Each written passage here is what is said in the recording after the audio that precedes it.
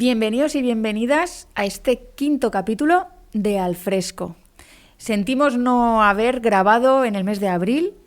Como sabéis, somos amateurs, esto lo hacemos de manera muy artesana y grabamos cuando podemos. Y en abril pues no nos ha sido posible, ¿verdad, Javi? Somos muy gremiales, o sea que este gremio no puede todo lo que quisiéramos grabar, pero bueno, lo vamos a intentar a partir de ahora. Vamos a intentar a partir de ahora sacar huecos para grabar por lo menos un programa al mes. Si no se puede, pues lo sentimos. Pero bueno, ¿qué tal, Javi? ¿Cómo estás? Muy bien, Irene. Yo quería preguntarte una cosilla. ¿Tú cómo llevas las mentiras? Yo las llevo mal, las llevo bastante mal. Tengo que decir que a mí me mienten todos los días. No solo en la asamblea, que me mienten descaradamente. ¿Que eso era lo esperable? Sino en casa. A mí me mienten en casa. ¿Has hecho la cama? Sí, mentira. ¿Te has lavado los dientes? Sí, mentira. Vamos, tengo un radar para las mentiras que ya lo quisiera alguno. Pero son mentiras piadosas. Luego hay otro tipo de mentiras de las que Hombre, vamos claro. a hablar ahora que sí son más complicadas, más chungas, ¿eh? Yo creo que estas últimas semanas nos han puesto encima de la mesa un melón bastante grande, ¿no? Y un melón que llevábamos mucho tiempo denunciando, y es que nuestra democracia está bastante tocada cuando se permite que haya, lo que ahora se llama el lawfare. Javi, explícanos un poco, tú que eres periodista, ¿qué es el lawfare? Pues lawfare es un término que viene del británico, ¿no? Es una palabra, por lo tanto, anglosajona y tiene dos partes la palabra. Una palabra que es la primera parte, law, que significa ley, y la segunda parte, que es fair, es warfare, ¿no? Que significa ir a la guerra. Por lo tanto, algo así como ir a la guerra con las leyes o una batalla judicial, es lo que significa en español, y que yo creo que mucha más gente lo entendería si habláramos más en castellano, ¿no? Sí, podemos hablar como la guerra judicial, ¿no? Que quiere decir Exacto. que utilizas ataques jurídicos, o sea, denuncias falsas, para luego alimentar a medios de comunicación, porque esto es muy importante, tiene que haber medios de comunicación que se nutran de esas denuncias falsas y crear noticias que están basadas absolutamente en falsedades, pero con eso aumentar pues la difamación. A mí me ha sorprendido mucho que cuando se habla estos días, ¿no? Que se está hablando de, bueno, entre otras cuestiones, intentar una ley contra bulos, o por lo menos que los medios de comunicación que están basados en desinformaciones, en bulos y en mentiras, pues no puedan seguir haciéndolo. De repente hay como una especie de sector que se lleva las manos a la cabeza y dice que se va a atacar a la libertad de expresión. ¿Tú crees que se va a atacar a la libertad de expresión? Quienes se creen ofendidos son los que están al final tomando la ley de libertad de expresión o lo que le ampara la libertad de expresión al final para no ejercerla, sino libertad para otras cosas, ¿no? Para mentir, para la máquina del fango, para utilizar todos los resquicios del poder para hacer lo que quieren, ¿no? Para difamar, básicamente. O sea, lo que quieren es que nuestra información no sea una información veraz, sino que se pueda mentir descaradamente y que no pase nada, sean impunes ante la mentira, ¿no? Cuando el derecho a la información veraz viene en la Constitución recogida, otra cosa más que no se cumple de la Carta Magna. Exacto. ¿Qué te pareció la carta del señor Sánchez? Bueno, pues una herramienta comunicativa de marketing muy buena. Sí, ¿no te lo creíste? ¿No creíste a este hombre profundamente enamorado? Hombre, seguramente está enamorado, pero que Eso se no vaya lo ahí ponemos ya en es duda. diferente. Eso no lo ponemos en duda. Ahí no me meto ya en lo enamorado que deje de estar o ese hombre, pero que vaya a dimitir, ya hemos visto que no ha dimitido. Ya, yo la verdad que me hubiera jugado dinero a que dimitía y lo hubiera perdido. También es verdad que dijo que no iba a pactar con Unidas Podemos, que si no, no iba a poder dormir por las noches y... Ni con Bildu. Exacto. Sí, la verdad. Entre otras. Entre otras perlas. Pero bueno, yo creo que el señor Sánchez ha sido muy audaz, es un tipo súper inteligente y ha sido muy audaz en abrir un debate social que era un debate que nos merecíamos como país, que es este de se puede derribar un gobierno a base de querellas, denuncias como la que él está sufriendo ahora, ¿no? Y tantos otros y otras han sufrido anteriormente. Porque a mí sí que hubo algo en la carta que me molestó profundamente y fue cuando dijo que este ataque era un ataque sin precedentes. Precedentes tenemos a decenas. O sea, desde Pablo Iglesias, Irene Montero, a Podemos se le han abierto querellas falsas por financiación ilegal, por cuentas en las Granadinas, por el caso Niñera. O sea, hemos abierto decenas de portadas de periódicos y de tertulias de televisión donde se nos ponía ya de criminales, delincuentes, sin ningún tipo de base detrás, y querellas que se han archivado finalmente porque no había nada. A Mónica Oltra, es que ella lo dijo, van a fulminarnos uno a uno a base de querellas falsas, y esto es un problema grave para la democracia. Bueno, pues hemos visto como hace escasos un mes o dos se ha archivado también la causa que tenía abierta. Ada Colau, Alberto Rodríguez se le quitó el escaño.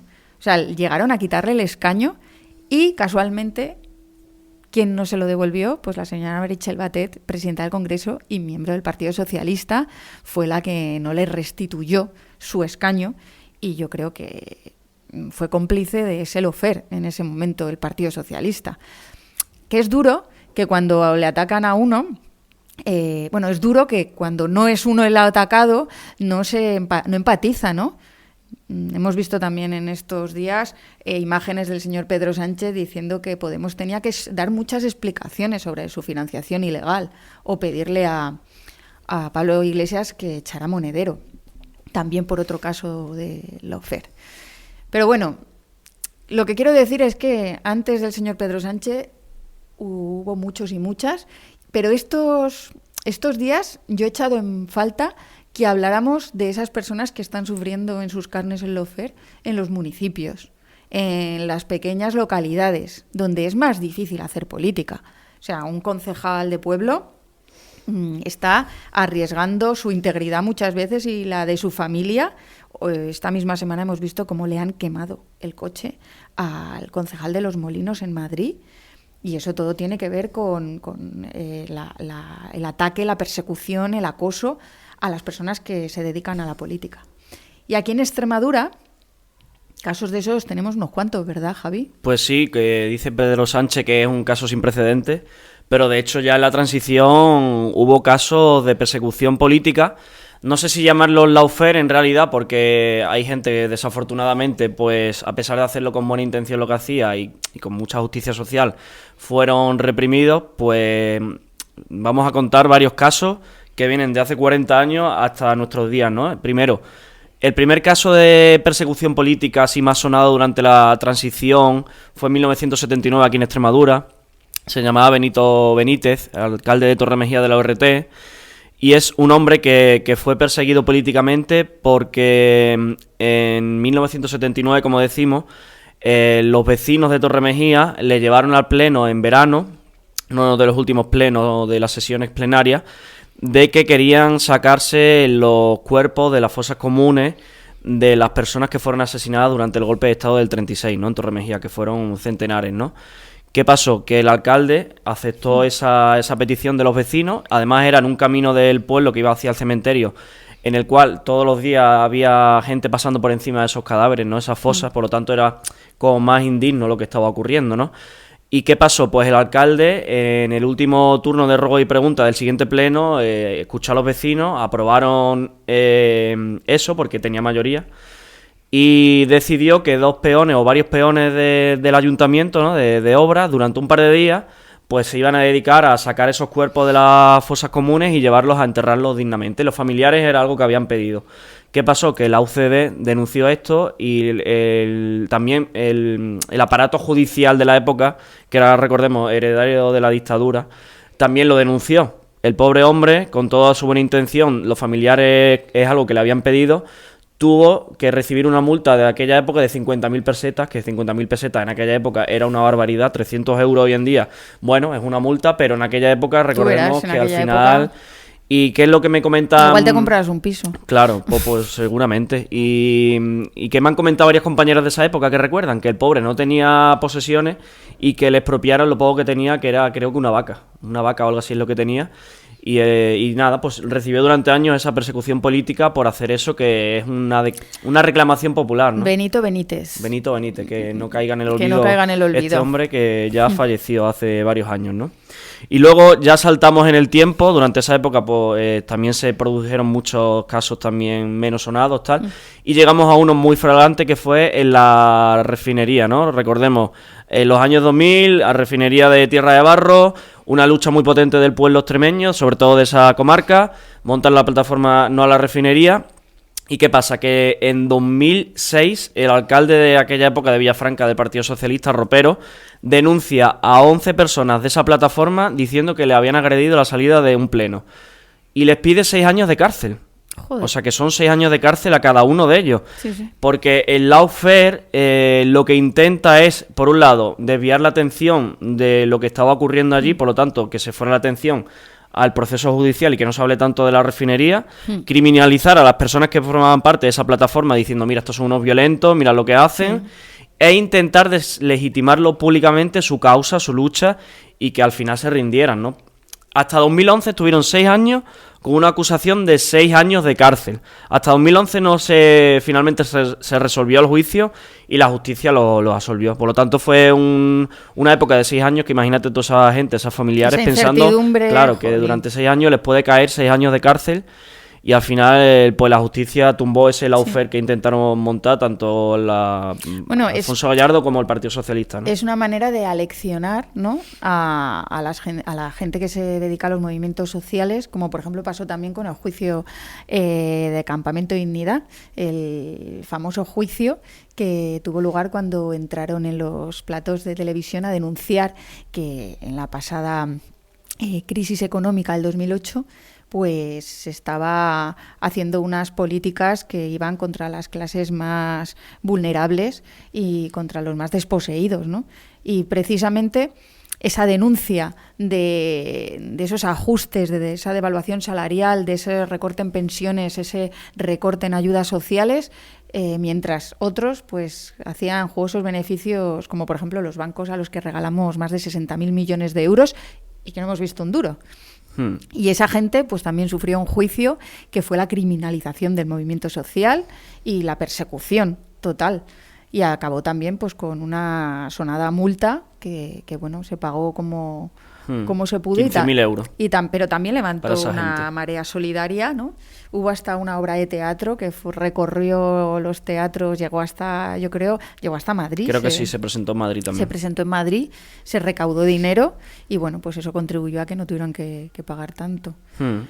Sí, hablando también del campamento, ahora que lo dices, también me gustaría recordar a un compañero, Jesús, de Almendralejo, que yo viví ese caso de cerca, ¿no? Que fuimos a protestar a un pleno del ayuntamiento del Partido Popular de aquella época, y recuerdo que llevábamos una pancarta que queríamos sacar de forma silenciosa al final del pleno, atrás, como diciendo contra el paro, la precariedad, la migración, ¿no? Y recuerdo que yo llevaba la pancarta en la mochila, Jesús fue a abrir la mochila para sacar la pancarta, previamente nos habían identificado a todos los que estábamos, que eran personas normales y corrientes, era la mayoría parados, estaba hasta mi padre ahí, que estaba en paro.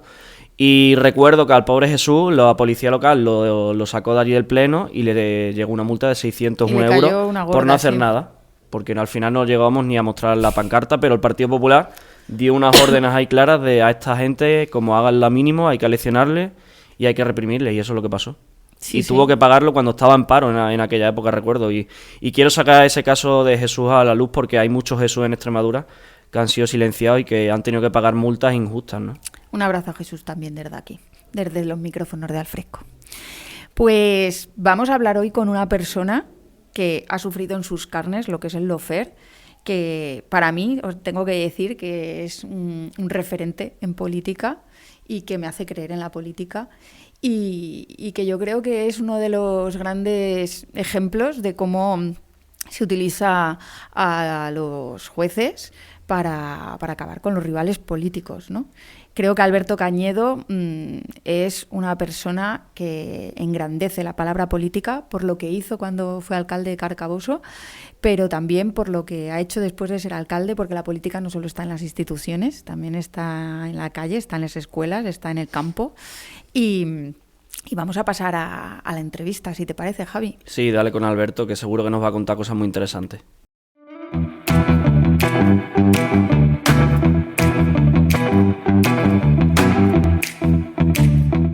Bueno, pues seguimos con el programa, con la entrevista a una persona que para mí ya os he dicho que es referente en política, que me hace creer más en la política, porque no solo es la política institucional, sino la política fuera de las instituciones la que a veces realmente vale.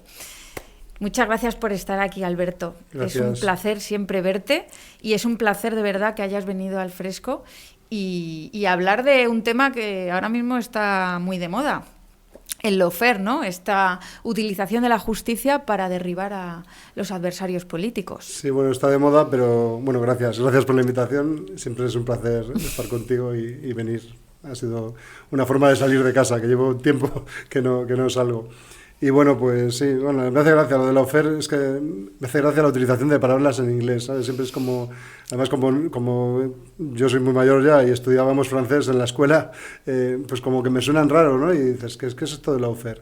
Es que la ley es de los poderosos, es eso. Y es que es así, o sea, es la maldición esta que dicen que es juicios tengas y los ganes, ¿no? Básicamente, si eres rico, sí. Sí. Si eres rico y poderoso es fácil que los ganes. Sí, la cárcel está llena de Sí, pobres, no, realmente. sí, No de pobres, criminales solo. de enfermos, de adictos, pero no de criminales. Exacto. Los criminales van con corbata y están por las calles. Exacto.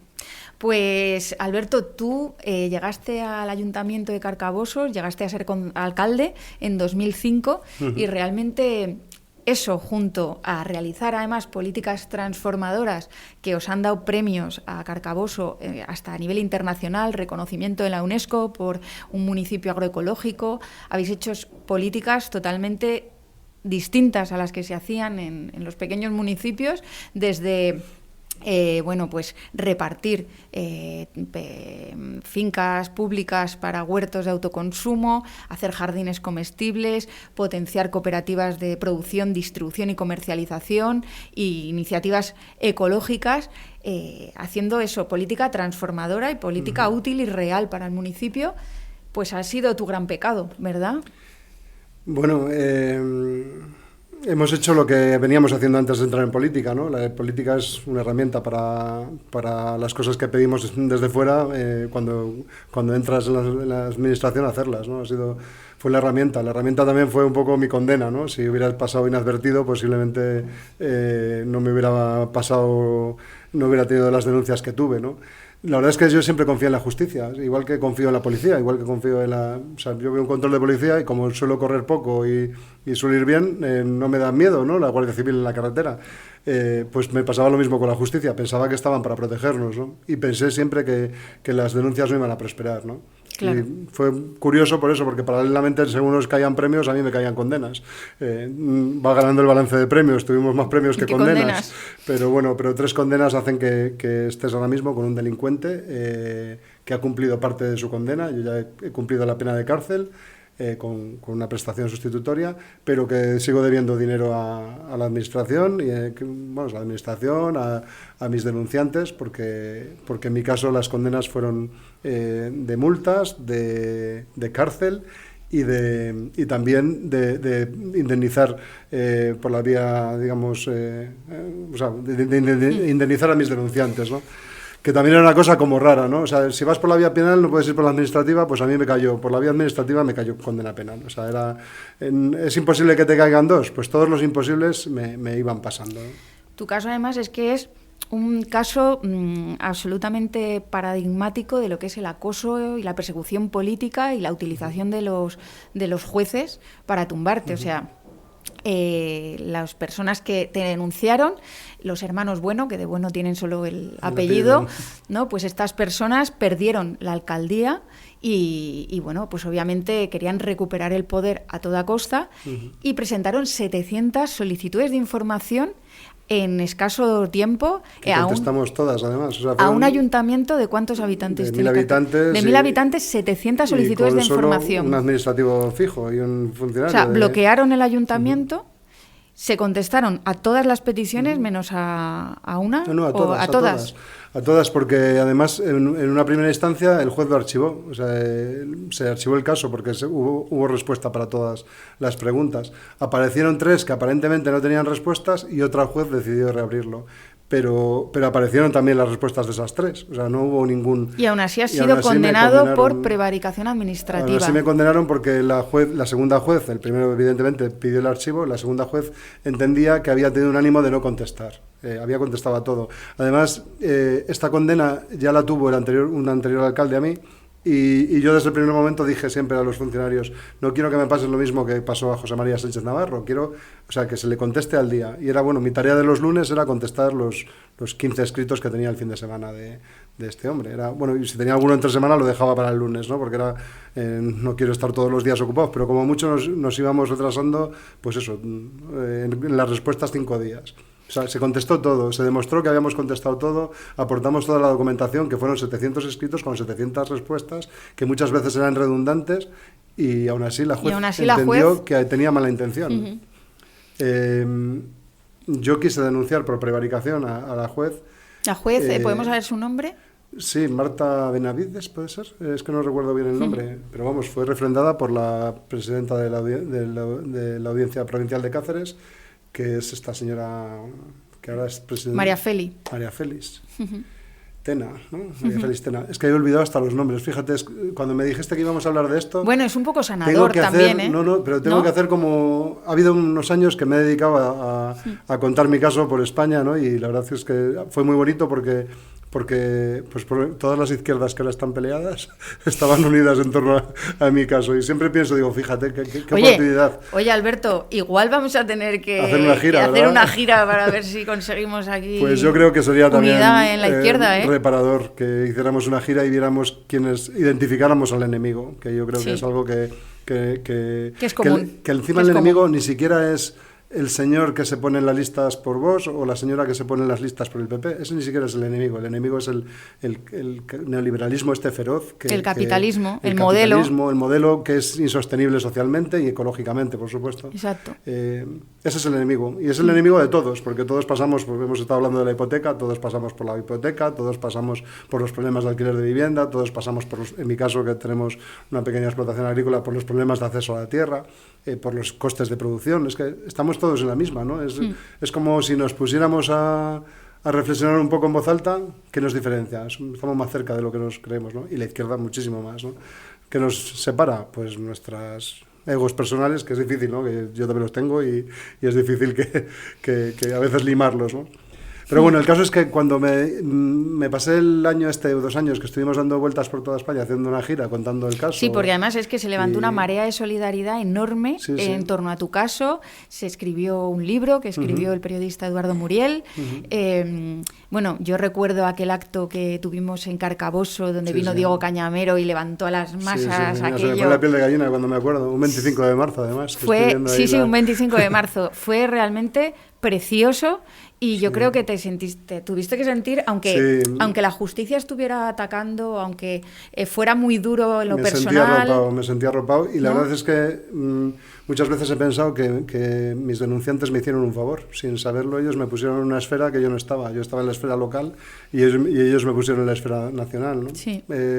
¿Para qué ha servido? A mí en lo personal me ha servido. Tengo amigos de aquella época que seguimos siendo amigos.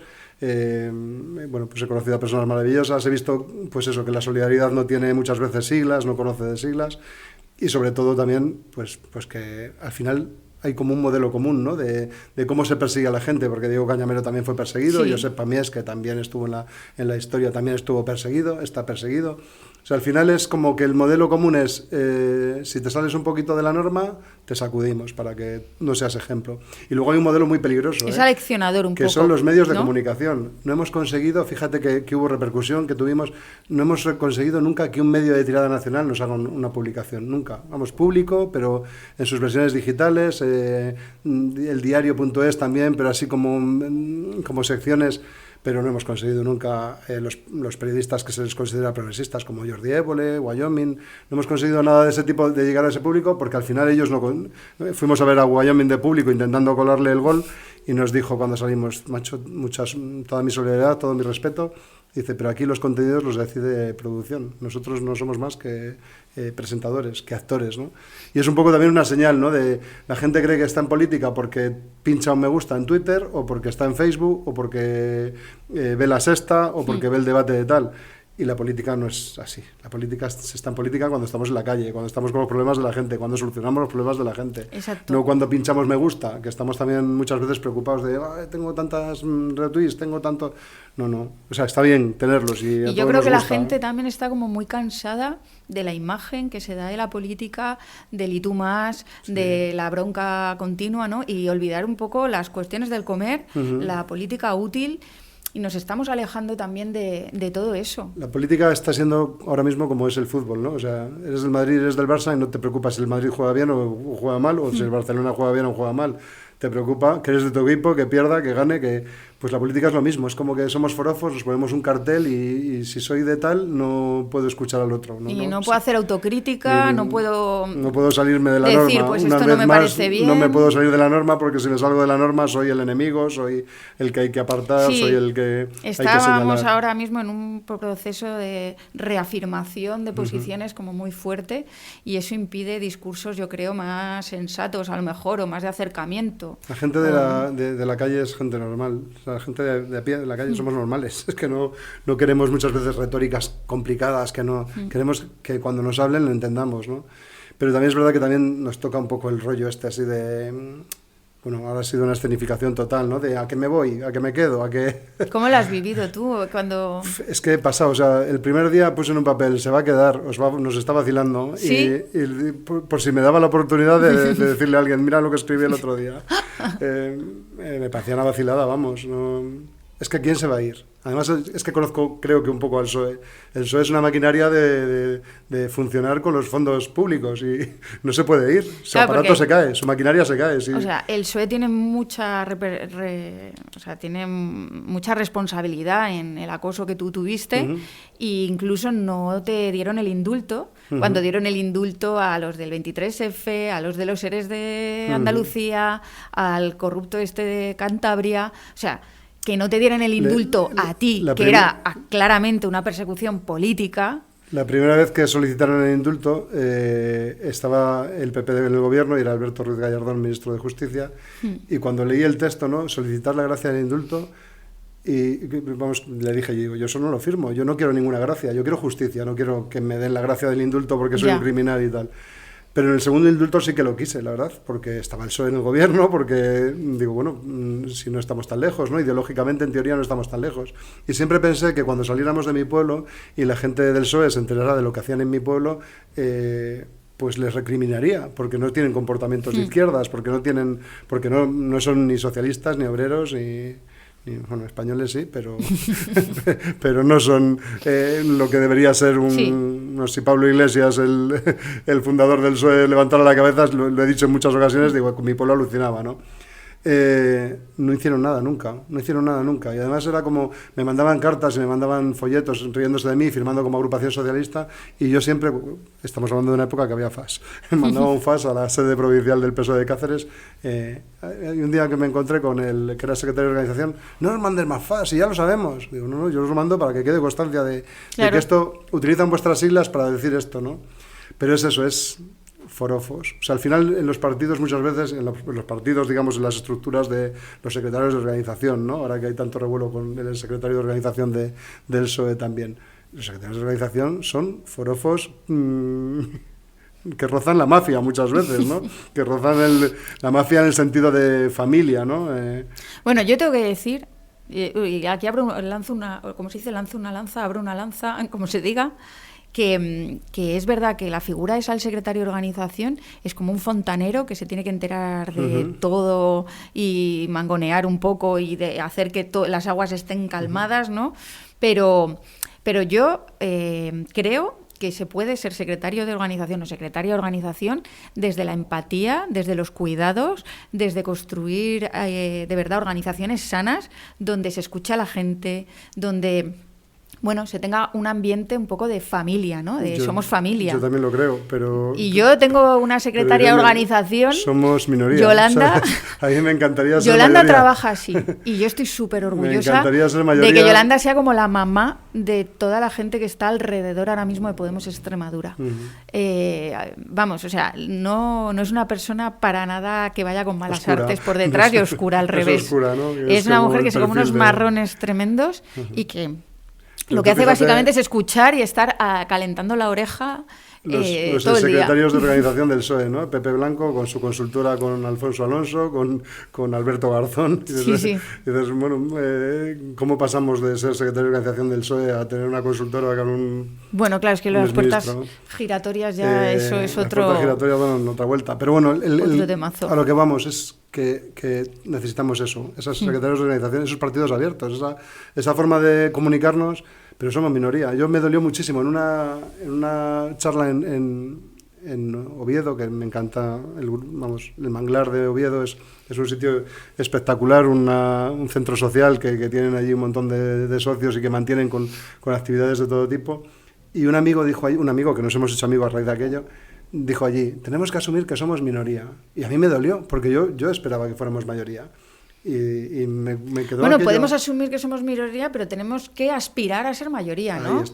Ahí está. O sea, yo creo que la realidad claro, también la tenemos que tener presente. Claro. Yo entonces que pensaba que éramos mayoría y resulta que no somos mayoría. Somos una minoría, pero una minoría que tiene que aspirar tiene que ser a lo mejor la refundación del PSOE, ¿no? De lo que planteaba Pablo Iglesias, que en cada pueblo hubiera una casa del pueblo, que en cada ciudad, que en cada barrio hubiera una casa del pueblo. Pues a lo mejor tiene que ser eso, ¿no? Tenemos que empezar a trabajar desde la calle, desde a pie de obra, digamos.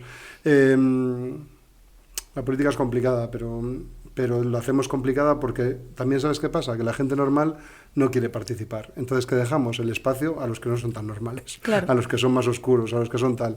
Y eso también es una responsabilidad nuestra individual. No, yo es que paso de política, porque son todos iguales. No son todos iguales. Sí, a mí me pasa un montón todos iguales. Yo os apoyo, pero no, yo meterme en política no. Sí, a mí cuando ibas haciendo listas, estabas en un pueblo pequeño, y vas preguntando, oye, ¿vienes conmigo en las listas del próximo año? Gente que además te daba mucha caña, tienes que decir esto, tienes que hacer lo otro. Y cuando llegaba la época de hacer listas, oye, ¿vienes en las listas para salir de concejal? No, es que yo tengo familia. Y yo siempre decía lo mismo, digo, ¿yo soy huérfano? ¿Qué pasa? Digo, yo también tengo familia. No, además también con tu propia experiencia personal, creo que la gente se piensa como dos veces, ¿no? En decir, Carcaboso es que no quieren hacer como listas, me pase nadie. lo de Alberto... En Carcaboso hay miedo a hacer listas, porque hay miedo porque claro, soy el tercer alcalde inhabilitado Es que es bestial, bestial. Y no hemos sido tantos alcaldes, porque hubo uno que estuvo 23 años, vamos, y yo estuve 9. Sí. Y soy el tercer alcalde inhabilitado. El segundo fui en su momento, ahora hay una tercera alcaldesa inhabilitada. Es verdad que es duro, ¿eh? Bueno, pero la alcaldesa que ahora está inhabilitada no tiene nada que ver con una persecución política. Fue de Carcaboso, que es también, para el nivel estadístico nos mola. Tiene que ver con que hizo lo que le dio la gana sin... Sí, la alcaldesa de Carcaboso la condenada, es muy graciosa porque se refería a mí como el condenado y poco después le cayó la condena. Digo, madre mía, no se puede escupir para arriba nunca. No, muy peligroso. Claramente no. Oye, Alberto, a mí también me gustaría hablar de lo que tú estás haciendo ahora, ¿no? Que me parece que es una iniciativa que debería de multiplicarse, que da futuro, da solución a un problema que tenemos ahora mismo enorme, ¿no? Que es la gente que está llegando de la ruta canaria, desde Marruecos, el Mediterráneo y bueno, la parte de Canarias se nos está convirtiendo en una fosa común porque está viniendo muchísima gente en unas condiciones deplorables, ¿no? O sea, en cayucos porque no hay vías de entrada. Y esto muchas veces no se sabe, o sea, no hay vías de llegada a Europa legales. O sea, una persona que vive en Senegal es imposible que pueda venir a Europa a trabajar con un contrato de manera regular. O se monta en un cayuco arriesgando su vida o no puede llegar. El otro día escuchaba una noticia de un cayuco que había aparecido en las costas de Brasil, unos pescadores brasileños que se habían encontrado con todos muertos. ¿De Senegal había salido? De Senegal a Brasil. Madre mía. O sea, había cruzado todo el Atlántico y habían muerto de hambre y de sed, de lo que fuera, vamos, y le habían encontrado los restos en Brasil, ¿no? Es que es aterrador. Y es aterrador, y cuando te cuentan estos chicos, te cuentan sus historias, son pues como para una película cada una, pero lo que es también aterrador, ¿no? es la situación en la que estamos. No encontramos, en España nos encuentran albañiles, nos encuentran fontaneros, nos encuentran electricistas, nos encuentra gente para trabajar en el campo, tenemos una necesidad brutal de mano de obra, y esta gente cuando viene empieza a trabajar de manera ilegal, o sea, ahí tienen empleadores de manera ilegal. luego nos están contando también que pagan por sus contratos. O sea, en el momento que pueden legalizar la situación, un contrato de trabajo vale alrededor de 7.000 euros. O sea, para que te regularicen la situación, tú le pagas a un empleador 7.000 euros y luego te contrata. Y cuando regularizas tu tarjeta, te despide. O sea, estamos rodeados de mafia. Y hay un consentimiento general de la sociedad para que esa mafia esté funcionando, ¿no? Claro. Porque miramos para otro lado. O sea, no quiero inmigrantes, básicos, pero si tengo que atender a mi madre, les necesitamos pues busco una absolutamente. inmigrante sudamericana porque no tengo otra persona que lo quiera hacer por el salario que lo hace una inmigrante sudamericana. O cuando tengo que coger la cosecha de aceituna, que este año el aceite de oliva estaba por las nubes, pues tiramos de mano de obra marroquí, senegaleses, lo que haya, y miramos hacia otro lado si están cotizando o no están cotizando.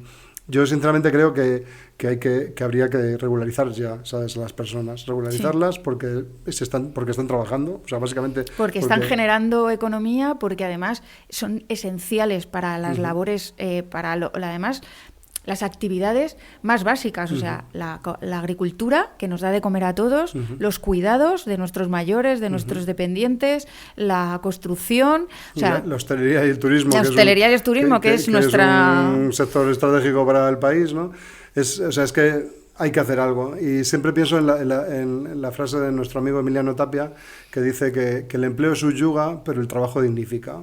¿Qué mejor hacer que trabajando, aprendiendo a trabajar?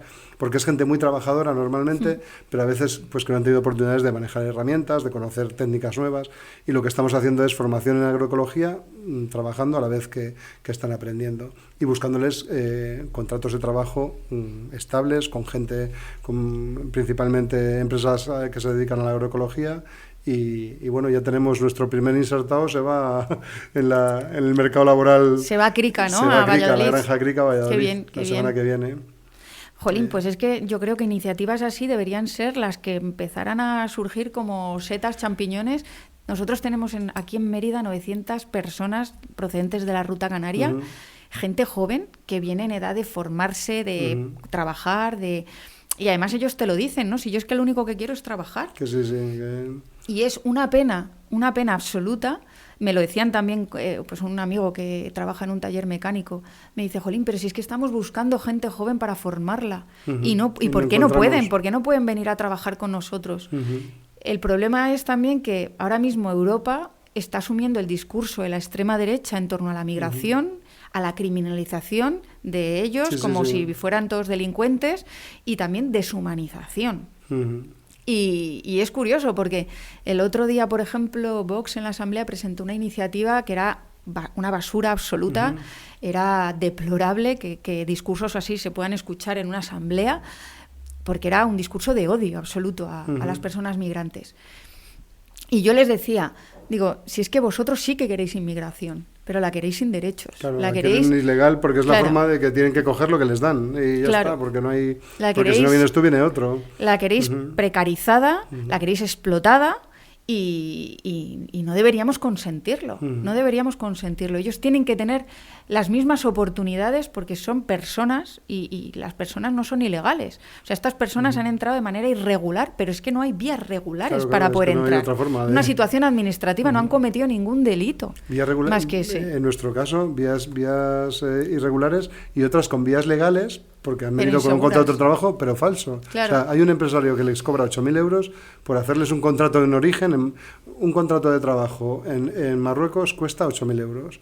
La patera desde Marruecos, 6.000.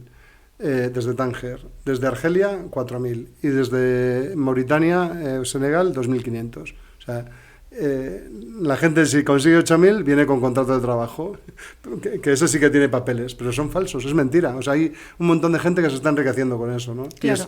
Y yo creo que es una injusticia cuando lo conocemos, no contarlo y no trabajar para que eso acabe, ¿sabes? Hay que acabar con eso, es que no podemos hacer otra cosa. Para mí sois un ejemplo, lo que estáis haciendo Lorena y tú, que aprovecho también para mandarle un saludo desde aquí. Sí, me ha dicho que te mandará un beso también. Pues la echamos mucho de menos en el grupo. Y lo que estáis haciendo vosotros creo que es un ejemplo enorme de cómo hay que trabajar con la migración que viene, con la inmigración que viene, e intentar crear proyectos que trabajen, pues eso, la inclusión, las oportunidades, la formación. Luego también es verdad que hay gente que viene con distinto, hay gente que puede incorporarse en el mercado laboral ya porque saben hacer cosas, y hay otra gente que vienen con problemas porque tenemos chavales que llevan 9 años de viaje, desde que salieron de sus casas hasta que han conseguido llegar aquí, ¿no? Sí, en ruta. Y que se han roto. O sea, cuando han llegado y están en unas condiciones, en un entorno familiar, ¿no? No somos su familia, pero es un entorno familiar, cercano, un pueblo pequeño, se han roto. Psicológicamente están rotos, ¿no? O sea, esta gente no lo va a tener difícil también para acceder al mercado laboral porque vienen con otro problema. Pero tampoco podemos dejarles en la calle que sean pasto de la delincuencia, ¿no? O sea, hay que contemplar, o sea, el tema migratorio es complejo, cada persona es un mundo, cada nacionalidad es distinta también, pero tampoco se puede generalizar. Pero lo que está claro es que no podemos mantenernos de brazos cruzados, que tenemos que empezar a hacer cosas, ¿no? Y no vale tampoco solo el yo ayudo, yo colaboro, yo dono para que estos chicos estén bien. No, hay que buscar pues el taller mecánico. Hay que buscarse la fórmula para porque además son súper hábiles, porque están acostumbrados a hacer cosas sin herramienta. Entonces, cuando les das a su disposición herramientas, les enseñas a manejar, es que tendríamos ahí profesionales perfectamente cualificados. Cualificados, ¿no? Sí. Ayer estuve reunida con ACEM, que es la organización que está gestionando aquí el albergue de Mérida, y hablábamos un poco de esta política de traer a los chavales a centros masificados de 900 personas, pues es una política bastante compleja, porque se crean muchos problemas, que a lo mejor deberíamos ir hacia, si Extremadura pues va a acoger a 1.000 personas, imagínate, pues que sea en unidades de convivencia de 100. Sí. Por toda Extremadura. Incluso más pequeñas. Sí, incluso más pequeñas sería lo ideal, porque incluso yo creo que eso facilitaría también que la gente de los pequeños municipios entienda por qué esta gente está llegando y haya un proceso de verdad de inclusión. En Malpartida de Cáceres han estado 140 chavales, creo que han estado 3-4 meses, y el pueblo se ha volcado y la experiencia ha sido muy positiva. Entonces, yo creo que tenemos que ir hacia eso, no hacia centros masificados donde, pues la gente... Y donde a lo mejor sí no que está es tratada más fácil como también se debería. caer en temas de adicciones o en temas o de trata, tráficos o de claro. trata.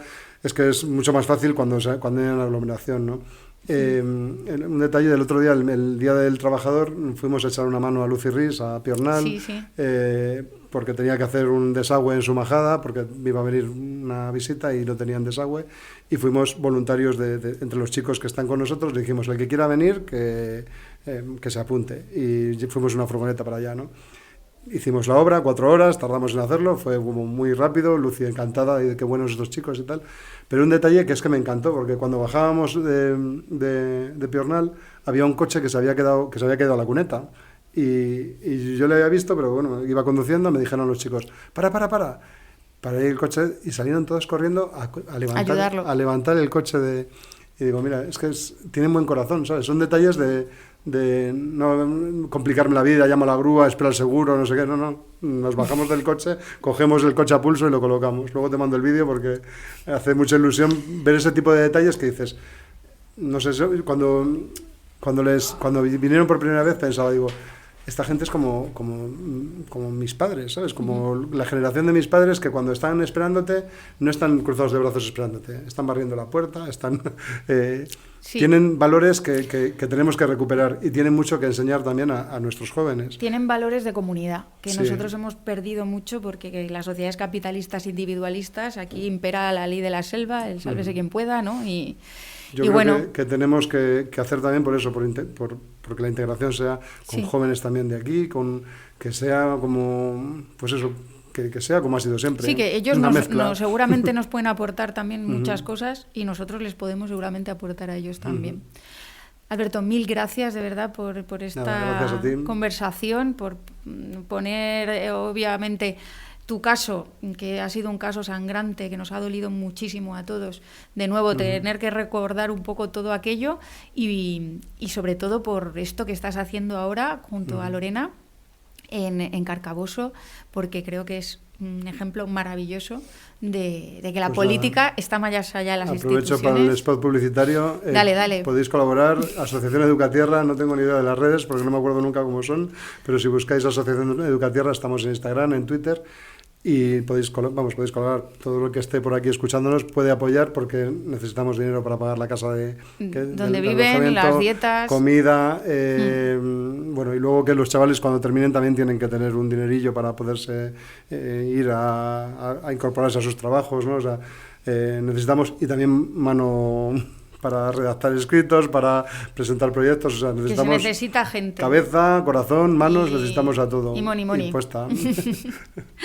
Bueno, pues muchas gracias, Alberto. A ti. Pasamos a la siguiente sección, esta sección que hemos llamado los extremeños, las extremeñas, hacemos cosas, y vamos a conectar con una de las personas que más ha hecho en este país por desmontar bulos, fake news y desinformación. Él es Julián Macías, es un crack de las redes. Gracias a él hemos podido conocer cómo pues había ataques a presidentes en Latinoamérica por parte de poderes oscuros, y bueno, sabemos siempre que si algo hay que desmontar en redes, Julián es la persona clave para poder investigarlo.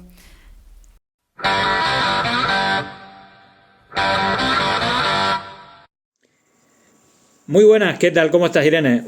Una alegría y un gustazo poder, aunque sea de manera digital y en diferido, pues mandarte un saludo. No hace mucho estuviste en mi programa en Pandemia Digital y me alegro mucho que hayas tenido esta iniciativa, ¿no? de hacer este podcast al fresco y que tengas una sección que se llama Extremeños que hacen cosas. Entonces, bueno, así como decía el señor Rajoy, ¿no? De los catalanes que hacen cosas, bueno, pues en este caso sí, soy extremeño y hago cosas, así que, bueno, si bien, ¿no? Quizás también tiene mucho que ver, ¿no? Que ahora, bueno, pues esté en Madrid, ya llevo bastantes años, pues quizás 7, 8 años en Madrid. Bueno, pues gran parte seguramente tenga que ver de ese camino en el que coincidimos, ¿no? En Podemos, bueno, militando, incluso ejerciendo cargos en Podemos Extremadura, y bueno, digamos que de ahí, de mi militancia y mi paso por Podemos, también vinculado con el tema de las redes sociales, que siempre, bueno, desde el principio de Podemos, pues he estado bastante involucrado, y que, bueno, también era el responsable en Extremadura, pues de ahí pues di el salto